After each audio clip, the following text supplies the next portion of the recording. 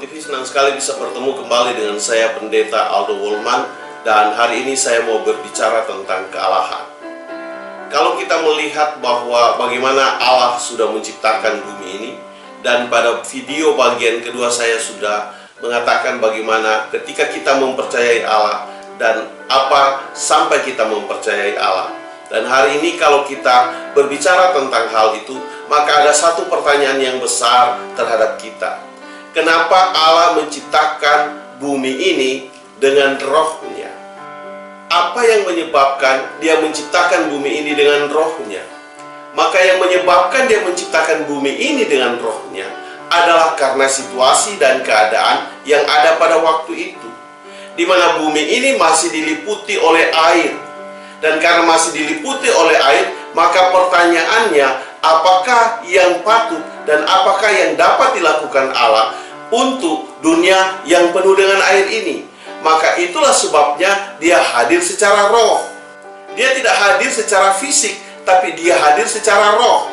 Maka engkau akan bertanya, apakah Allah tidak bisa hadir secara fisik dan dia bisa berjalan di atas air? Tentu bisa. Tetapi kalau itu dia lakukan, maka dia dalam berbuat sudah sama seperti saya dan saudara menggunakan fisik. Tetapi ketika dia menggunakan roh, itu adalah salah satu cara dia bekerja. Dan ketika dia bekerja dengan menggunakan roh, maka tidak ada persoalan di sana. Kenapa? Karena roh itu bisa berada di mana saja. Dia tidak terbatas oleh ruang, waktu, dan tempat.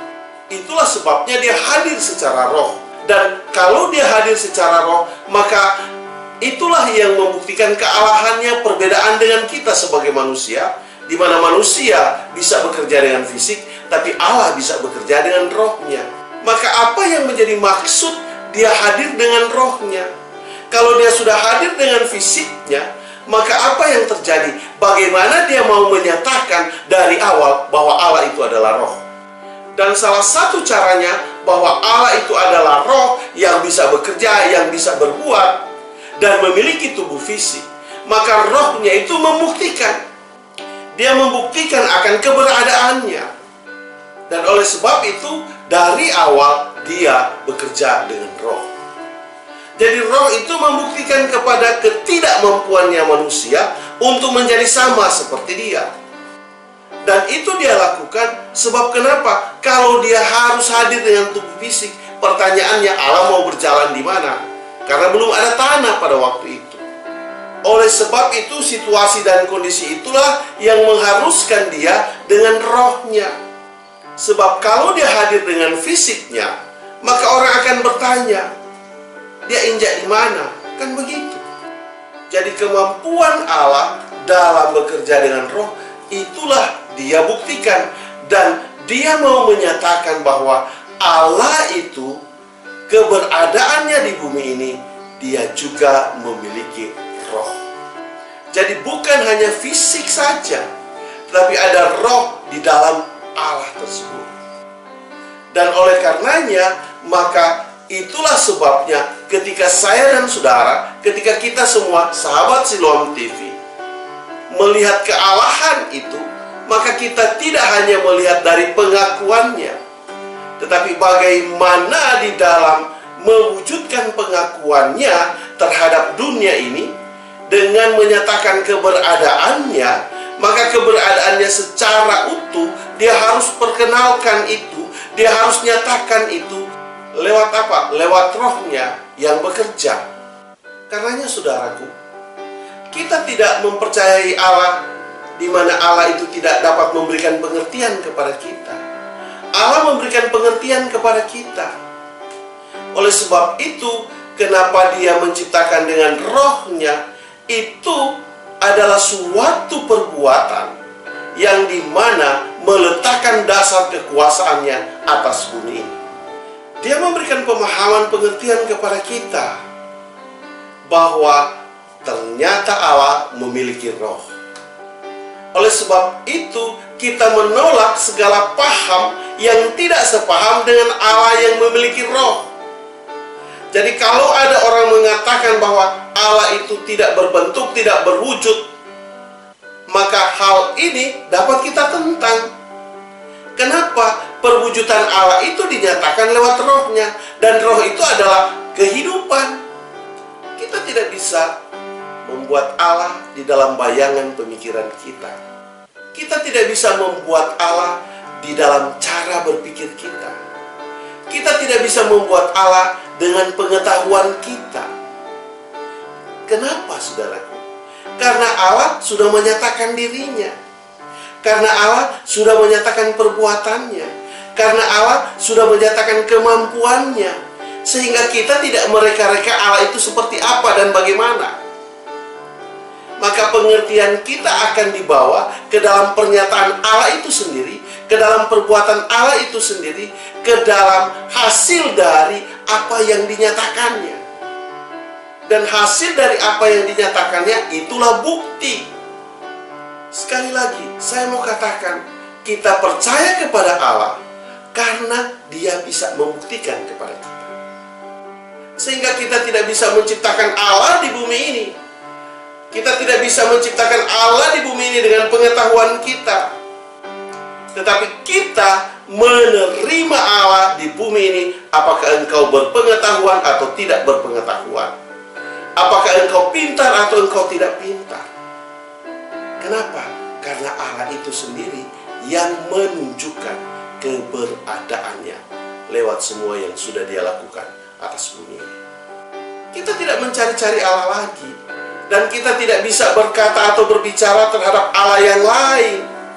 Karena Allah itu sudah cukup jelas Dia menyatakan apa dirinya. Dan setiap orang mengatakan ada satu konsep pemahaman Allah yang bertentangan dengan firman, maka kita dapat mengatakan bukan demikian. Karena Allah itu ada dan hadir di bumi ini. Karena untuk kepentingan bumi ini, kepentingan kita sebagai manusia. Karenanya kita mengetahui bahwa Allah itu ada. Allah itu nyata. Dia bukanlah sebuah bayangan yang hanya dalam hayalan kita, tetapi Dia nyata di dalam seluruh perbuatannya. Persoalan Allah itu bukan karena Dia mengakui Dia Allah, bukan itu. Tetapi persoalan Allah itu lebih terletak kepada Dia membuktikan kealahannya. Jadi kalau ada orang meragukan atau tidak mempercayai Allah karena Allah tidak menyatakan dirinya Dia sebagai Allah, itu adalah satu pemikiran yang sesat dan pemikiran yang bodoh. Karena kita mempercayai Allah bukan karena pengakuannya, bukan karena pengakuannya semata, tetapi karena pembuktian terhadap apa yang menunjang pengakuannya tersebut. Jadi kalau hanya mengaku-ngaku tanpa ada perbuatan yang membuktikannya, maka itu batal dia sebagai Allah. Tetapi ketika dia tidak mengakui dia sebagai Allah, atau dia tidak menyatakan dirinya sebagai Allah, katakanlah kita ikuti apa hal yang terjadi hari-hari ini, yang orang mempertanyakan tentang Allah, tetapi buktinya itu menyatakan bahwa dia Allah, maka itu yang paling baik. Berapa banyak pun pengakuan yang diucapkan Allah menunjukkan dia Allah, tetapi kalau dia tidak bisa membuktikan kealahannya, maka batal semua pengakuannya itu. Jadi sekali lagi saya mau mengatakan bahwa pemikiran yang bodoh, pemikiran yang sesat itu, jika harus membuktikan Allah dengan Allah harus menyatakan bahwa Dia Allah, itu bodoh. Tetapi pengakuan itu bukan satu-satunya. Pengakuan itu adalah bagian dari menunjukkan diri Allah. Itulah sebabnya ketika Dia mengatakan Dia Allah, Dia sertai dengan pembuktian bahwa benar-benar Dia Allah. Apa buktinya? Dia bisa bekerja dengan roh. Apa buktinya? Dia bisa melaksanakan penciptaan bumi ini dengan firman-Nya. Dan ketika Dia menciptakan bumi ini dengan situasi kondisi yang ada, bumi ini dalam keadaan gelap. Kemudian di dalam keadaan gelap itu hanya ada air saja. Tapi itu tidak membatasi Dia untuk bekerja. Dia dapat melakukan menciptakan bumi ini dengan kehadiran roh di dalam bumi ini, dengan kehadiran rohnya di dalam bumi ini. Oleh sebab itu saya mau katakan bahwa sekali lagi, suatu pengakuan secara hukum, maka itu harus dibuktikan dengan bukti.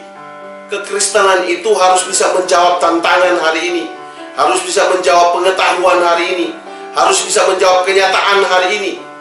Dan oleh sebab itu, maka Allah kita percaya karena ada buktinya. Jadi Allah tidak mengharuskan saya dan saudara percaya kepadanya tanpa bukti. Jadi jika ada orang mengatakan bahwa Allah tidak mengatakan dia sebagai Allah, maka itu satu pemikiran yang keliru. Dan jika ada orang hanya mengharapkan pengakuan dari Allah untuk menyatakan bahwa dia Allah, itu adalah satu pemikiran yang keliru. Karena konsep kealahan bukan demikian. Konsep kealahan itu adalah dia menyatakan dirinya, kemudian dia membuktikan dirinya bahwa dia benar-benar Allah. Pada video-video yang selanjutnya, saya akan menjawab tentang beberapa pertanyaan yang menyatakan bahwa Yesus tidak menyatakan bahwa dia Allah. Saya akan jawab hal itu. Saudara-saudaraku, mari dari hari ini kita memiliki pemahaman yang memiliki bukti di hadapan Allah. Karena Allah membuktikan kepada kita tentang keberadaannya. Dan kita memahami itu, kita mengerti itu, kita tahu itu. Alkitab mencatat itu. Alkitab akan membuktikan dirinya sendiri bahwa Alkitab itu adalah suatu kebenaran. Karena pembuktian itu yang lebih penting, bukan persoalan pengakuan. Karena pengakuan tanpa bukti itu adalah suatu kesia-siaan terhadap dunia ini tidak dimulai dari manusia. Dan itu bukan perbuatan manusia, tetapi itu adalah perbuatan Allah atas dunia ini. Dan kita mengadopsi apa yang telah dilakukan Allah. Jadi Allah tidak mengharuskan kita mempercayainya tanpa ada bukti. Jadi bukti dalam kenyataan itulah yang menunjukkan bahwa dia adalah Allah. Cukup sekian video dari saya.